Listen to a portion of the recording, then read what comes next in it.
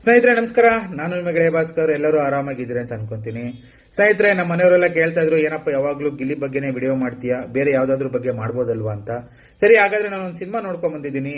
ನೀವೇನಾದ್ರೂ ಈ ವಾರ ಖಡಕ್ ಮಾಸ್ ಫಿಲಂ ನೋಡ್ಬೇಕು ಅಂತ ಪ್ಲಾನ್ ಮಾಡಿದ್ರೆ ಕಣ್ಣು ಮುಚ್ಕೊಂಡು ನೀವು ಲ್ಯಾಂಡ್ ಲಾರ್ಡ್ ಸಿನಿಮಾಗೆ ಹೋಗಿ ಬನ್ನಿ.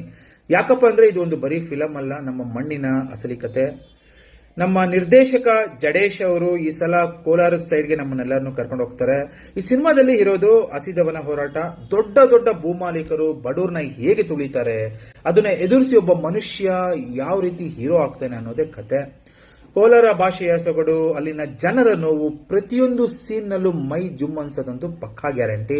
ಇನ್ನ ನಮ್ ದುನಿಯಾ ವಿಜಯ್ ಅವರಂದ್ರೆ ಅಬ್ಬರ. ಇದರಲ್ಲಿ ರಾಚಯ್ಯ ಅನ್ನೋ ಪಾತ್ರಕ್ಕೆ ಜೀವ ಕೊಟ್ಟಿದ್ದಾರೆ. ಆ ಬಾಡಿ ಲ್ಯಾಂಗ್ವೇಜ್, ಆ ಫೈಟ್ಸ್ ಪಕ್ಕಾ ಪೈಸಾ ವಸೂಲ್ ಆಕ್ಟಿಂಗ್ ಮಾಡಿದ್ದಾರೆ. ರಾಜ್ಬಿ ಶೆಟ್ಟಿ ಗುರು, ಈ ಮನುಷ್ಯ ನಿಜವಾಗ್ಲೂ ಬೆಂಕಿರಿ. ಬರೀ ಕಾಮಿಡಿ ಮಾಡ್ತಿದ್ದ ರಾಜ್ಬಿ ಶೆಟ್ಟಿ ಇದರಲ್ಲಿ ವಿಲ್ಲನ್ ಆಗಿ ಸಖತ್ತಾಗಿ ಕಾಣಿಸ್ತಾರೆ. ಅವರ ಹೊಸ ಮ್ಯಾನರಿಸಮ್ ನೋಡಿ ನೀವು ಶಾಕ್ ಅಂತೂ ಆಗ್ತೀರಾ. ಇನ್ನ ರಚಿತಾ ರಾಮ್ ಡಿಂಪಲ್ ಕ್ವೀನ್ ಈ ಸಲ ಹಳ್ಳಿ ಹುಡುಗಿಯಾಗಿ ಚಿಂದಿ ಉಡಾಯಿಸಿದ್ದಾರೆ. ಇನ್ನ ರಿತನ್ಯ ವಿಜಯ್ ಅವರ ಮಗಳು ಮೊದಲ ಸಿನಿಮಾದಲ್ಲೇ ಪ್ರಾಮಿಸಿಂಗ್ ಆಗಿ ಕಾಣಿಸ್ತಾರೆ. ಇನ್ನು ಉಮಾಶ್ರೀ ಅವರ ತಾಯಿ ಪಾತ್ರ ನೋಡ್ತಿದ್ರೆ ಕಣ್ಣಲ್ಲಿ ನೀರ್ ಬರೋದಂತೂ ಗ್ಯಾರಂಟಿ ರೀ. ಏನ್ರಿ ಮೇಡಮ್, ಯಾವುದೇ ಪಾತ್ರಕ್ಕೂ ಸೈ ಅನ್ಸ್ಕೊಂಡ ನಟಿ. 68 ವರ್ಷ ವಯಸ್ಸಾದ್ರೂ ಇನ್ನೂ ಆ ಎನರ್ಜಿ ಬದಲಾಗಿಲ್ಲ. ದುನಿಯಾ ವಿಜಯ್ ಅವರ ಲ್ಯಾಂಡ್ ಲಾರ್ಡ್ ಚಿತ್ರದಲ್ಲಿ ಎಂತ ಪಾತ್ರ ಮಾಡಿದ್ದಾರೆ ಅಂದ್ರೆ ನೋಡೋರ್ಗಂತೂ ಮೈ ಜುಮ್ ಅನ್ಸೋದು ಪಕ್ಕ. ಉಮಾಶ್ರೀ ಮೇಡಮ್ ಒಂದು ಹ್ಯಾಟ್ಸ್ ಆಫ್ ಹೇಳಲೇಬೇಕು.